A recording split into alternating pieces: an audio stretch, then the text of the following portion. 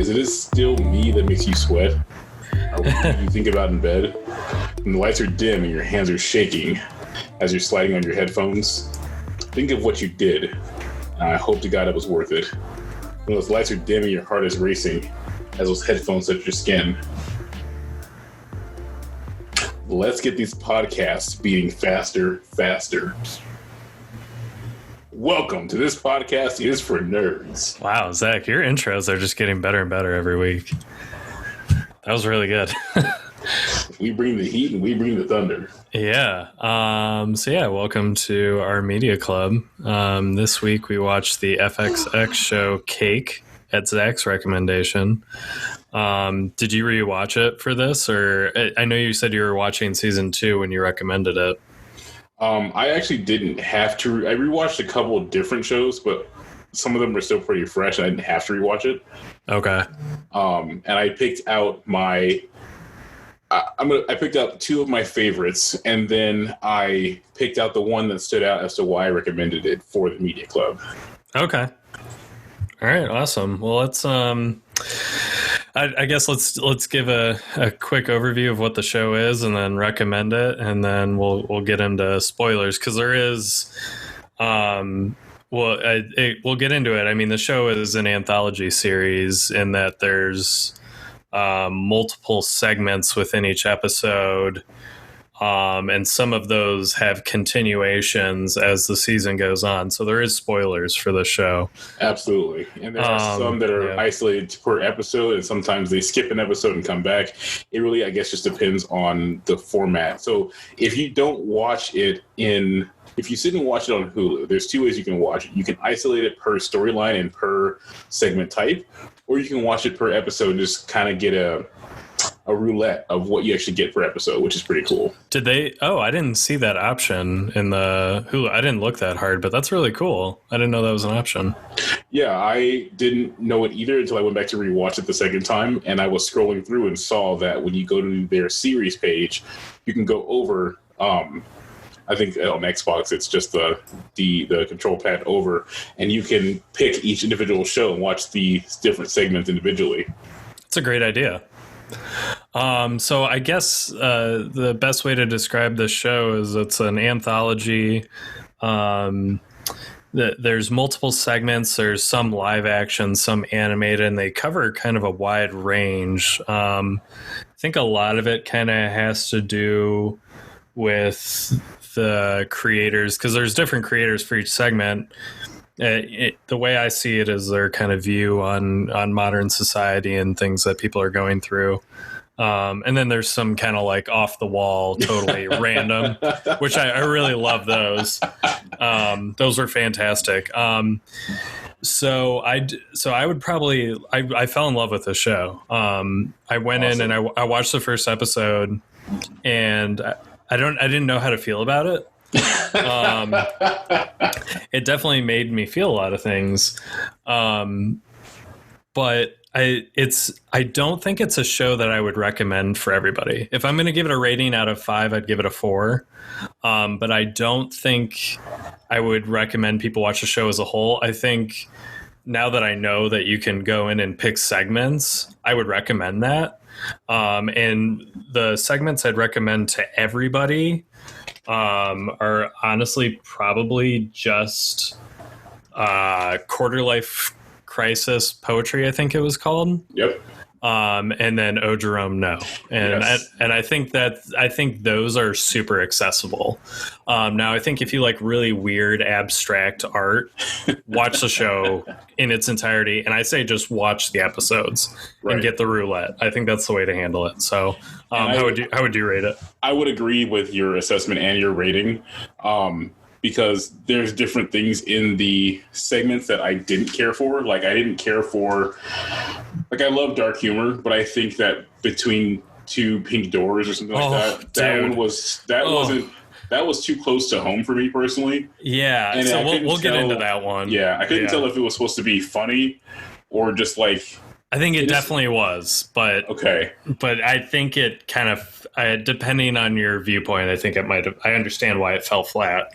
I think artistically it was a great idea, but I think the very first episode with the military aspect, that's one was like not That was, I mean, it was one of those things that I've seen, I know does happen in real life, but I think this one felt like, we get it, and then they keep beating it over the head with it. And I'm not sure if that was to make a point, or if that was just to be like, we can, so we did.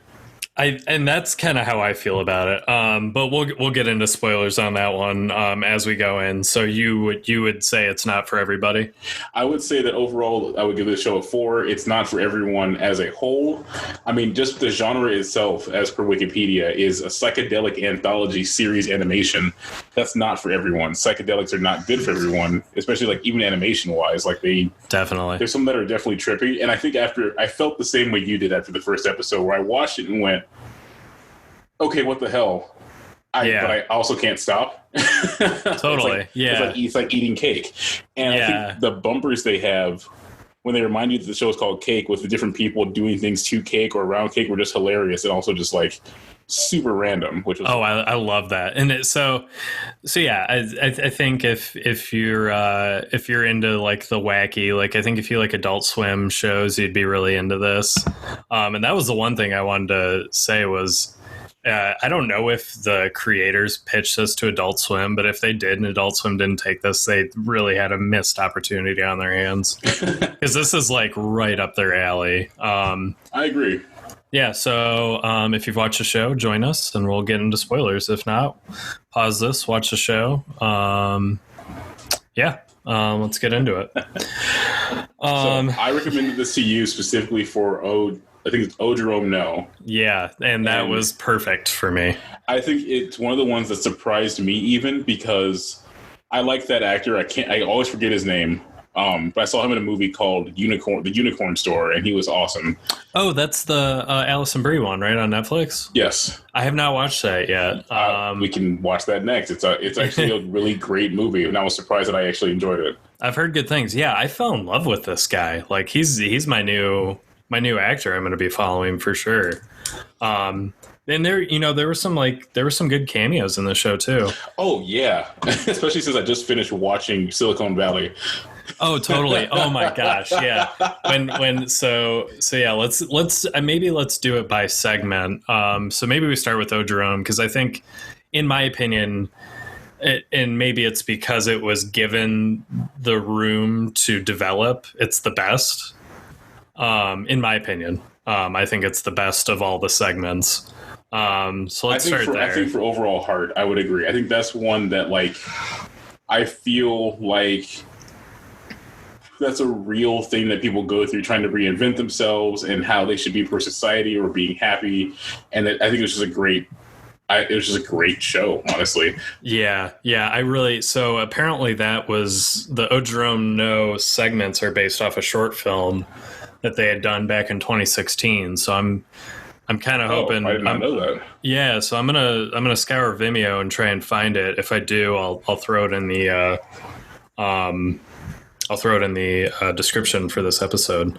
So basically, this segment is all about this young man who describes himself as overly emotional, trying to find love. And just kind of all the heartbreak he experiences in love and career and life in general. I definitely, these, like, I think I texted you right after I watched the first episode. He kind of gets his heart broken right at the end, and it doesn't really provide any like levity, like any chance for redemption for him. Yeah. And I went really negative, and I was like, man, if this guy kills himself or something, I'm just going to be so bummed out. Yeah, see, I'd never set you up for that. Yeah, I appreciate that. I mean, it certainly has some serious lows, but spoilers, it works out for him. But yeah, there were certain episodes or segments, I guess, of Oh Jerome No that really hit home with me.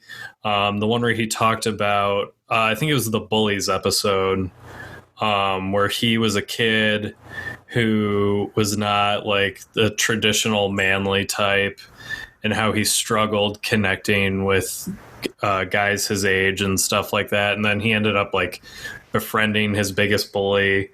That episode was like super powerful. And it definitely resonated with me. I definitely had that issue growing up. So, yeah. I had that issue too, and I think because I was always like raised to be the polite kid, you know, like I still have that kind of childish, I wouldn't say childish, but like that mindset of like, why can't everyone just get along kind of feeling, right? So, you know, all of the nonsense and reasons why bullies are bullies, you know, I grew up as the fat kid and the kid who was like, hey, let's just not, you know, whatever. So I've definitely been picked on and have some like trauma from it, and kind of helped develop me into where I am now, to where I'm just like, yo, like every segment of Odrom No, I feel like I've done, except for like, I never proposed to someone on the first date. Like that was crazy. Yeah, definitely crazy. And then, you know, he asked the Paige to move in with him, like, I think like 12 hours after getting to know her. Yeah, he does some extreme stuff, and I don't know if I agree that he feels too much all the time, but he's certainly, and you see it in the last segment. It's like Paige Part 2, new Paige Part 2. She's like, you need to be in therapy. And I was like, yeah, this guy definitely needs to kind of get in touch with his emotions and being able to express them to the people in his life. I think I definitely resonated on the first episode when he tried to come off super hard, because I did have a leather jacket growing up. I did like have sunglasses. I was never overtly like that, where I was like, the world, I'm too tough for the world. I never did that. Like, I wasn't that bad, but that episode resonated with me because like I definitely did change myself per who I was pursuing at the time because of my interest in them, but not necessarily because like I just didn't want to be myself. Sure. And now that I don't have to do that anymore, and my wife kicks ass, dope as fuck. Yeah, she is. She in the room? She's around. She can hear me. Okay, cool. Good. But she knows what's up. Yeah. I thought that segment was really interesting. I definitely had a period where I tried to be more manly. Failed miserably. Just gotta own who you are. But I love in that episode he meets, I don't know the character's name, but it's Natasha Lyonne from Orange is the New Black. She is like, she is such a crazy character. I don't even think they talk about her. I don't think they give her her name. She's just... Oh, did they not? Okay. I don't think so. She's just wild. Yeah, so there's that scene where they're at his apartment and they're having sex, and she's like, where's your bed? And there's like a painted outline of a bed in the hardwood. And then she like straight up eats that bird. Yeah, she's like, you hungry? Like, yeah. He's like, I don't know. I could, but I could eat, but I don't feel a particular way about it. We can't feel. And I was like, right. Well, and then there's Party Time, the dog, and she like could not give less of a fuck about that dog. I guess like the way I see that character is like, I think a lot of us have dated somebody that was not the right fit for us. Yeah. While we were going through our transformation and trying to figure out who we were, we get in with somebody that is not compatible with us, but we stick around because they are what we're trying to be, I think. I've definitely had that. I don't know if you have, but... Oh, yeah, I have. I've definitely tried to keep myself in a box to conform to the environment that I thought was what I wanted, because I honestly was just afraid to branch out and just... You know, there's that whole saying is like, oh, it's lonely at the top, you shouldn't go for the top. But people who say that don't know what the fuck the top looks like because they stay in their damn box. Yeah. So, what's up with it? What's up with it? This was a great segment. I'm really stoked you liked it. This over everything was the one I wanted your feedback on. Yeah, because man. Like the whole story arc, and I thought like just the one where he was dating that girl for like 2 years, and he thought that she cheated on him with like the musician. Oh my gosh! I was like, dude, Jerome, what, bro? So gutted. I knew it was coming. Like, I didn't know that it was going to be like, oh, it's just a mirrored image. So maybe we'll get into this. So he dated this woman, who's a musician. and he gives her this necklace. There's a really funny segment with the necklace maker, and I forgot about that too. yeah, they like improperly engrave his name, and they get into a whole thing about it. But she basically tells him, "Oh, she's never going to take this bracelet off." And then one day, he sees online she's collaborating with this male artist, and he doesn't see the bracelet on her hand, and he starts freaking out. And they go on this date, and she says, "Oh, I lost my bracelet while we were out here." And she's like, "I've never taken it off." And he confronts her about it, and then come to find out the photo was a mirrored image, and that was the wrong wrist he was looking at. So she had been wearing it in that photo. And he goes back and like goes through the metal detector and like finds it after like months of looking for it. Yeah. It really just shows like, I think the biggest takeaway is to be yourself and get help if you need it, to figure out who you are. Like, yeah. Because at the end, even when he finds the person he ends up being with, he was with her for a year, and then when she has to move in, like she finally accepted, he told her no. Yeah. He was so deep in self-sabotage, he didn't know how to help himself. Yeah, thank God he realized it. Oh, yeah. And I love how his best friend / ex-bully, every episode was played by a different person. Yeah, I was wondering about that. I was like, it looks like a different guy, but they look kind of close. Maybe it's just like doing something different. And then I went on IMDb and looked it up. I was like, this is so weird. But it's perfect. It's really good. Yeah, that episode really resonated with me. It's like squeezing too tightly in a relationship and not being open about your emotions, which I think is a lot of Jerome's issue. But the saying no episode, while it was funny, was really good to me, because I certainly have an issue with saying no. I'll just take on every project because I want to, and I think a lot of people have this issue, so I'm certainly not alone. But you want to be helpful, but you take on way more than you can handle. And the episode when he realizes he can say no is so funny, because I think he's so nervous, like waiting for them to like be upset about him saying no, and they're just like, "Oh yeah, okay, that's fine." Yeah. He's like, "Oh my God, this is so freeing. I'm just gonna say no to everything." And he wakes up the next morning. He's like on the floor. He is a hardcore. Is it Alanis Morissette? He's the Tori Amos. He's a big Tori Amos fan. He's like the president of the New York Tori Amos chapter of whatever, and because he was on such a no high in this episode, his friends went down to the bar and they met Tori Amos and they tried to call him down, but he kept saying no because he was just in a daze of no. Yeah. So, and again, that kind of shows how saying no to conforming to one way or the other too hard can really mess you up. Wasn't there a movie like this too? Yeah, well, there's the Jim Carrey Yes Man, where he says yes to everything. Go. Yep, there we go. Yeah, I mean, overall, this whole segment reminded. Have you seen 500 Days of Summer? It's got Zoe Deschanel and I can't remember the guy's name. Is it Jordan Ghost JGL? Yeah, it is. You're right. Yep. I didn't see that one. I don't think. No, I didn't. It's pretty similar. In a way, as far as the kind of the meltdown of a relationship. It's not multiple like Jerome goes through, but he's the main character in that is certainly over emotional and can not really get over this one relationship. Gotcha. But it's non-linear in the way that Jerome No is in some segments. Like sometimes it goes back in time and forwards in time. So it reminded me a lot of that. So one thing I had to ask, did you finish season 2? No, I got halfway through it actually.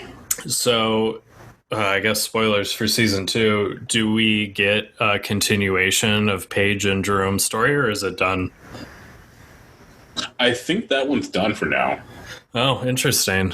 I'm pretty sure that one's done because there's another segment that takes over as far as the like anchor. Yeah, and that one is hilarious and absurd on the opposite side of it. It's called Shark Lords. Well, I love the name. It's a segment I'll just read what it says. It's a segment, predominant segment. Season 2 documents extreme sports enthusiasts and his support team as they attempt to copulate with a shark. Wow. It's as wild as it sounds. I am so ready for season 2. It's ridiculous, and it's just it's a good wild ride. Well, so we're a little behind the scenes. We're recording this June 2nd.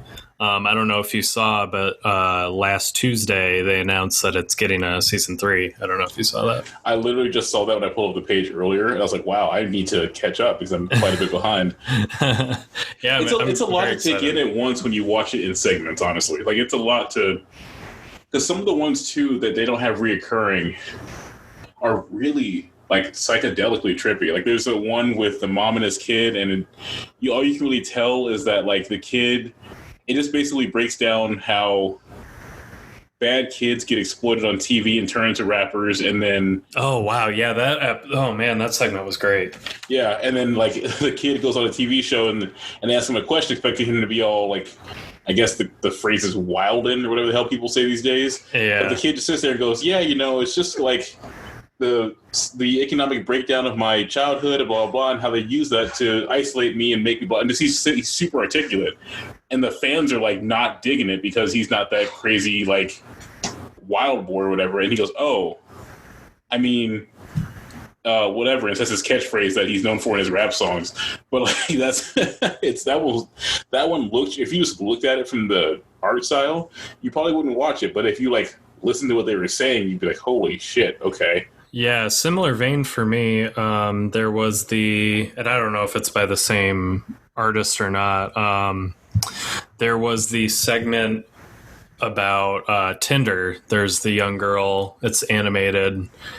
She's on the beach and the guy's swiping through Tinder and she sees herself and he's kind of sitting there like wondering whether or not he's going to swipe on her, and kind of like why we're so obsessed with the approval of our physical appearance instead of who we are as people. I thought that was very powerful.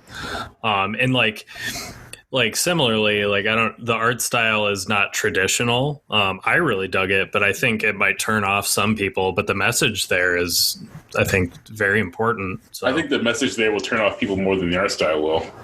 Maybe. Yeah. It reminds me of an animated quarter life poetry, honestly.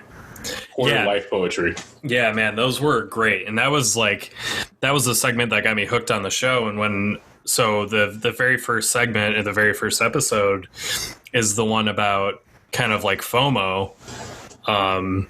And she's, coming home.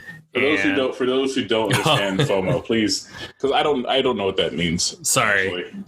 I'm not trendy enough to know what the hell you're talking about. I'm not trendy, so I don't want to portray myself that way. But FOMO is a fear of missing out. So the very first segment is the main character, and she's come home from work, and she's kind of getting pressured into going to this party, and she'd rather, I think, stay home and kind of unwind. And we see more of that because this is like, it's not a continuation in the same way O Jerome No is, but we do see kind of like a growth in her character almost.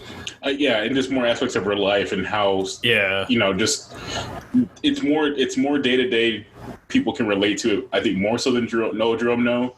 I feel like for some people that Jerome No can turn people off, but I think quarter life poetry, male or female, more specifically female though, you would be able to relate to what she's talking about. Because I definitely, from that segment, I've gone to really shit parties that I should have just stayed home and been like, why did I even leave the house? I understand that. I use gas. Why did I do that? Yeah, and I was looking up because I had looked her up because I was curious if she was writing the music as well as acting, or if she was just acting. And these were like slam poems that she had put on Instagram. Yeah, and I guess they had found them and brought her on. So she created the segment. She stars in the segment. And she writes all the music. And the music is fantastic, in my opinion. It definitely serves the message, because in the very first segment, she's texting with her friend, and the haptic feedback from her text on her phone becomes the beat to the song, and that's they reuse that in later quarter life poetry segments. There's the work one where she's like uncertain about if she's in the right place as far as her career goes, and they use like the email send notification kind of as the melody or the beat to the song. So I just thought that was super creative. Yeah, I really dug that. I think it's a recognition callback too. Like it's a way to bring people in because everyone's heard that noise. Everyone knows what haptic feedback feels like for the most part. I think they were really well done. Honestly, those segments were great. The cinnamon roll or the cookie one, that one got me because I was like, I'm always like that about baked goods. Oh, totally. Yeah, the microorganisms one was really weird. Dude, drifters. That's my other one. That's what it is, drifters. Yeah. That one.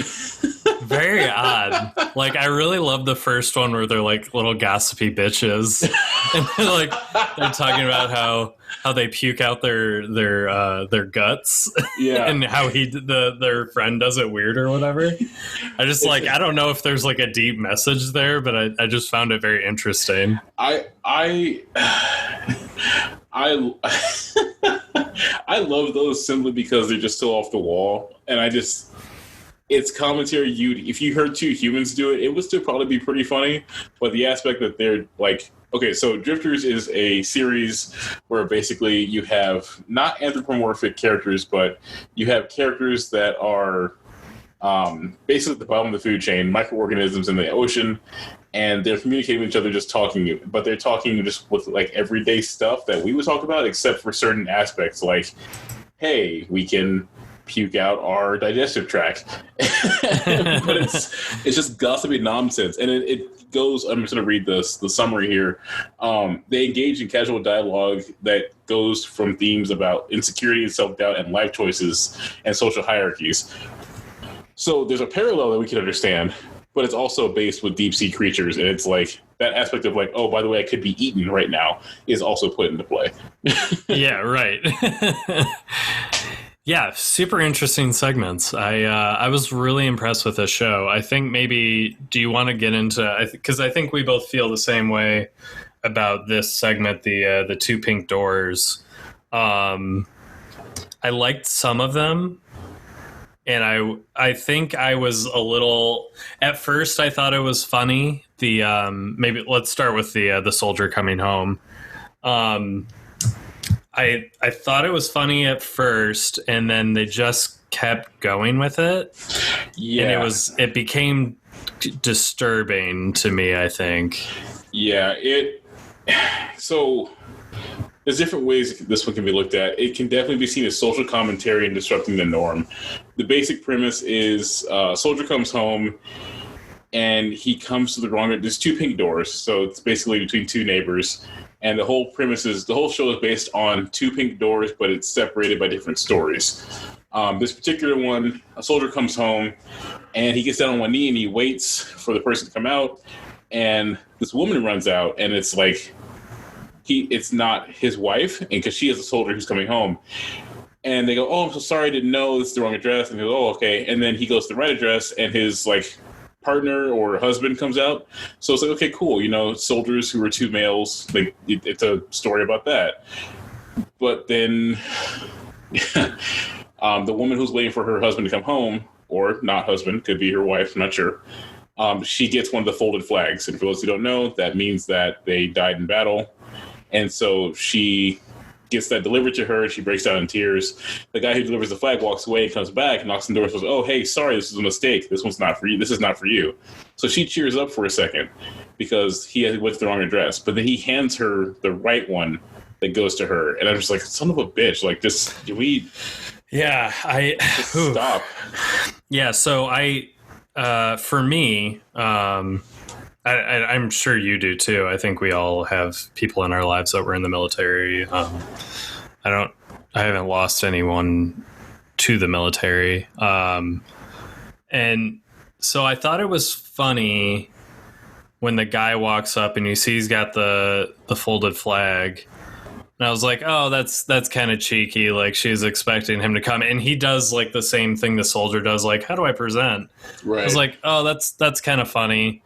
And then he gives it to her, and then I was like, okay, I'm ready for this to be done. And then they do the thing again where he gives her the wrong flag, and that's when I was like, I'm totally out. Yeah.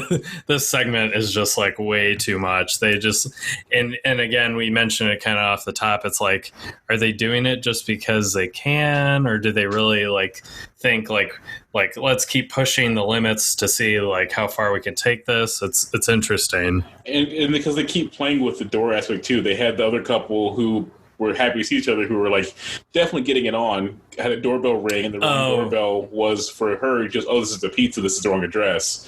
And it goes to them, and it's, okay, are you trying to be funny or are you trying to piss us off? I don't know, like... Yeah, I forgot about that part. I didn't like that either. Yeah, not funny or piss us off. Are you trying to be funny or are you trying to make us be serious and thoughtful? Because the hip-hop, the bounce back and forth is really pissing me off. Yeah, I really don't think it was trying to be serious. I think it was definitely, the tone was trying to be comedic. So the other one that I recall, there was the fireman one. I don't really recall it that well, but that one was it was something, man. I feel like all those segments are so drawn out, and they just don't. They're not really. I'm not sure what they're trying to contrast. Like, they all have a dark ending. Yeah, well, like the real estate one, I'm still trying to figure out what that was. I don't know, honestly. I couldn't wrap my head around it. I was like, huh. Yeah, very interesting. Right. Definitely, like, of the recurring segments, it was certainly the weakest to me. Absolutely. I want to throw one in here that I really enjoyed, and it's actually one of the things that got me to this show, because stop motion animation is not something you see very often anymore. But Psychotown. Oh, yeah. Definitely. And Psychotown is definitely not trying to be too serious. It's just irreverent nonsense. Like, there's one where the guy's in therapy. He's not taking it serious. Oh, man, maybe that one's a little too dark to talk about. No, that one's... I really like that one. That one is great. So he's in therapy, and he's not taking it seriously. So his therapist is going, okay, cool. We're going to do word association now. And he goes, fine, yeah, I'll totally take it seriously. No big deal. And he's, okay, cool. So I say a word, you tell me back. So you say a word, but the guy would respond with like this. Calvin, give me a word. Apple. Schmapple. Cheese. Schmeeze. They just keep going with it. Yeah, they keep going. And then so the therapist goes faster and faster. And then he goes, come on, man, you're not taking it seriously. He goes, what? I am taking it seriously. So the therapist goes, okay, schmaltz. And the guy just lays there and he goes, huh. He goes, yeah, I got you. What do you say about that? And the guy pulls the gun out and shoots himself. I'm like, okay, wow, that was very abrupt. Yeah. Yeah, that was, yeah, it's certainly dark, but I found it very funny. Yeah, and I think the one that made me laugh that was really messed up was the one where the mother and father put their kid in a simulator from birth. Oh, the VR one. Oh, my God. Oh, yeah. And then they have different levels of the VR. So, like, one where he actually escapes VR and goes to the real world, and that's even a VR simulation of, like, it's a new program to keep him, like, up to date, kind of, but also still not in a case, just in a cage, learning how to do everything. Yeah. Like, hey, dude, the stop motion on it's really good, too. Oh, yeah, and that's all with paper. That's the crazy part. Yeah, it reminds me of early South Park. It's crazy. Yeah, well, that's true. Wow, yeah. Yeah, first 2 or 3 seasons, I think, are all paper mache. So, a fun part about Psychotown also is that it was also commissioned by Mike Judge. Oh, I didn't know that. No shit. Either. I had to look it up because I had to figure out exactly. That is so cool. Man, yeah, I did not have super high expectations for the show based off the first episode. I'm so ready for season 2. So thank you so much for recommending this to me. I really loved it. No problem. This is definitely one that I wasn't sure about either. I just remember when they were launching commercials for it, the short clips made me laugh, and the different animation styles kind of caught my attention. I was just curious about it. Yeah. I think I just put it on one night, and I was just up and just continued watching Which, by the way, if you this is a psychedelic show at some point, so do not watch this late at night on your own. You like have a few edibles and just kind of see where the show takes you. Do you have any other thoughts on this show, Zach? I'm excited for season 2. I'm really Shark Lords. Yeah, oh man, you have me so psyched. Just to give you context, the picture in the background on Hulu for Shark Lords, if you watch it individually, it's just a picture of a great white shark and a ball gag. Oh, I'm so excited now. I will certainly be watching season 2. Yeah, it's ridiculous. I think just a couple other ones I want to throw in real quick, like Tree Secrets is pretty funny. Oh, Tree Secrets was great. Every time like it started, I always went Tree Secrets. I always did it along with the segment. Just it's great because you kind of don't know what you're going to get. Like, one that I thought was interesting was the one with, I think it's called The Talking Cure. I'm not sure, but basically when the troll went to therapy. Oh, yeah. Maybe that's season 2. I don't know if that's season 2. I may spoil that. The troll going to therapy. It sounds familiar, but I don't know. I can't recall a segment on. Okay, don't worry about it. That's probably season 2 then. Okay. Well, I'm excited, man. This was a great show. Definitely check it out if you have Hulu or if you have FXX. Because I think it's kind of a sleeper hit. It's not getting the attention I think it deserves. So. And it definitely is, like you said, a niche market. Like you have to. If you didn't have the option to watch it separately, which I think Hulu did a great job with that. Yeah. Because I will say between each piece, there isn't a whole lot of cohesion between, like, you can watch each show separately and never watch it as a whole and still be fine. Totally. Yeah. I think, I really think Adult Swim missed out here. I think this would have been a huge hit on their platform. I don't know if the FX crowd, if this is really their jam. But I think there's enough there for even an average viewer. Like I said, I think Oh Jerome No is and the Quarter Life poetry. I think those are both some top-notch art, and I think it's something that can resonate with a lot of people. Absolutely. I'm actually not sure now that you mention it. Adult Swim has been kind of the premier late night 11 p.m. to 4 a.m. kind of TV slot for this kind of programming. Yeah. I wonder if FXX has decided to take on shows like Cake to try and combat that and get more of those late night viewers in. If they are, they're making the right move, because this is right up the Adult Swim alley. I think maybe less so the live segments, but I think the animated stuff is stuff that audience would just eat up. Absolutely. It's disturbing. It's not standard. It's very experimental. So yeah, check out the show, man. It's really good. I'm really enjoying it, and I'll probably start season 2 tonight, honestly. So yeah, I'm very, very stoked about that. Yeah, so I'm going to give out my recommendation. We've been doing a lot of watching. I think it's time we do some playing. So right, gotcha. Yeah. For the next media club, I'm gonna recommend we play Doki Doki Literature Club. Interesting. What, Calvin? Where can I find this amazing game called Doki Doki Literature Club? That was beautifully said, Zach. Thank you. So Doki Doki Literature Club is a light novel video game. It is free. And it is available on Steam. You can play it on Microsoft Windows. You can play it on Mac OS. And I know my boy Zach here is a Linux guy. It is available on Linux. Ooh. So yeah, if you get Steam on your Linux machine, you'll have no issue playing this. It's not a processor-intensive game. You'll be able to beat it in 4 hours, probably, even less. But I'm going to say, set aside the time, do it in one sitting. Don't split this up.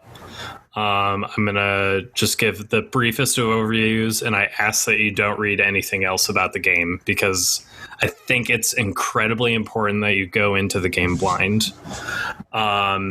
So you are a high school student. You don't have many friends, and you are invited to join a book club that is only attended by 4 other people. Their names are Sayori, Yuri, Monica, and Natsuki. And it is all about decisions that you make as you interact with these people. And the only thing I'll say to not turn off people that don't like light novels is that this is not a standard light novel. This is not your standard dating sim. But I imagine most people that listen to this probably know about the game. Do you know anything about it, Zach? No, it's funny. My interaction with light novel video games comes down to either RPG style games that are made for the Google and iOS Play Store that are more of a hack and slash type RPGs that are adapted from light novels, or animes that are adapted from light novels, such as Fate Stay Night, Unlimited Blade Works, I Am the Bone of My Sword, Unknown to Life, Unknown to Death.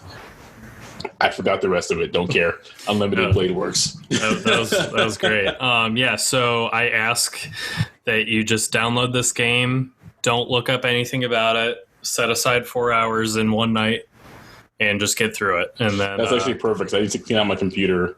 I think I'm removing my partition and just going full Linux boy. Full Linux, great. Well, it does run perfectly fine on Linux, and it's not like this difficult, like a skill-based game. It's literally all decisions. So, and it doesn't take up much space, so it's not going to be taking up a bunch of space on your hard drive. So, we will get back to this. And we can cut this if you want. So this is going to be coming out on June 11th with everything that's going on in the US right now. It didn't feel right to put something out that was super fun and comedic, given the situation that's going on in this country. So we can leave it in. I think a whole lot of shying away from it has been bad. I think this is good. I think I will say this. I think things have always been as they are for the most part. I think now people who didn't have proof or didn't want to acknowledge it, we all have cameras, and the media doesn't control our cameras and our phones. So now everyone can see it and they can decide for themselves which side they want to be on. And there's the side that's for truth and justice and the pursuit of happiness like we all want. And then there's the other side who want to get their own truth, their own pursuit of happiness, and what they want by subjugating everyone else who doesn't agree with them. So you may choose. Yeah, for me, I don't want to speak on the podcast as a whole, but this was always supposed to be kind of a fun way to kind of get away from, life can be tough sometimes. So listen to this conversation about silly video games or stupid movies. But this is super important to me, myself. So it felt like we couldn't just ignore it. We have a platform, even though there's probably like 2 or 3 people that listen to this. We do have a platform. And so I think it's important to talk about this stuff. And my heart goes out to George Floyd's family and anyone that's been affected by something similar. And I mean, to be fair, let's be honest. People will give you shit if you speak and give you shit if you stay quiet. So pick your own truth and go with that. I mean, that's a good point. Yeah, you can't please everybody. Those are just my views. That's not what we're about here at this point. I'm just kidding. Haha. That's not the ending yet. Not the ending yet. Not quite there. No. Yeah. So that's just totally my opinion. It does not represent the views of this podcast as a whole. There are 2 people that run this show. Because Calvin and I are partners. We certainly are. Ride on to the night together with all of our... I didn't have anything planned for this, but yes, we are. Well, anyone that's listening, for nerds of all types and all kinds and all nerds and all things, and nerds know what it's like. That's right. All right. Well, I didn't want to end it on a bummer, but it felt like an explanation was kind of necessary. Calvin, you did the right thing. Well, thanks. Do not feel bad, Calvin. I am. Shit, I didn't really plan this either. You got it. Just commit. I trust commit. You. Calvin, you may have grown unaware of how to handle your emotions and when to speak up and when to speak out. But now, my friend, I am here to tell you this is the time. This is the place for you to speak up and speak out. Because if we cannot speak on our own podcast, well, then this would not be. This podcast is for nerds.